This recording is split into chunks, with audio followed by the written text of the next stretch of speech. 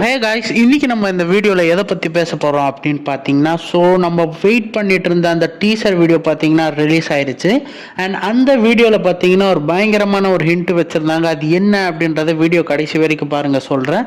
And இப்போ தான் முறையாக நம்ம சேனலில் பார்க்குறீங்க அப்படின்னா மறக்காமல் சப்ஸ்கிரைப் பண்ணிக்கோங்க. அண்ட் வாங்க வீடியோக்குள்ளே போகலாம்.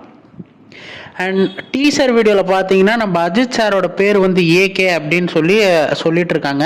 அண்ட் அவர் வந்து ஜெயிலேருந்து ரிலீஸ் ஆகிற மாதிரியும் அவர் ஏதோ ரூல்ஸை பிரேக் பண்ணிட்டு ஜெயிலுக்கு போன மாதிரியும் தான் கான்செப்ட் இருக்குது. அண்ட் இந்த படத்தில் பார்த்தீங்கன்னா வந்து அஜித் சாரை பில்லா லுக்கில் காட்டியிருக்காங்க. அண்ட் இன்னும் டிஏஜிங் பண்ணி வேற மாதிரி டீனா லுக்கிலலாம் காட்டியிருக்காங்க. அண்ட் இந்த படத்தில் பார்த்தீங்கன்னா எனக்கு தெரிஞ்சு 2 சாங் இருக்குது. அண்ட் தீனா படத்துலேருந்து வெத்தி குச்சி சாங்கும் அண்ட் பில்லா படத்துலேருந்து மை நேம் இஸ் பில்லா அந்த சாங் 2த்தையும் ரீமேக் பண்ணியிருக்காங்க அப்படின்னு தெரியுது.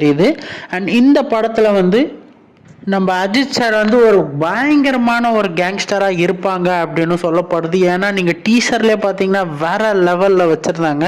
அண்ட் இந்த படத்தோட ஆன்டகனிஸ்ட் ரோல் யார் ப்ளே பண்றா பார்த்தீங்கன்னா நம்ம அர்ஜுன் தாஸ் தான் ப்ளே பண்ண போறாரு.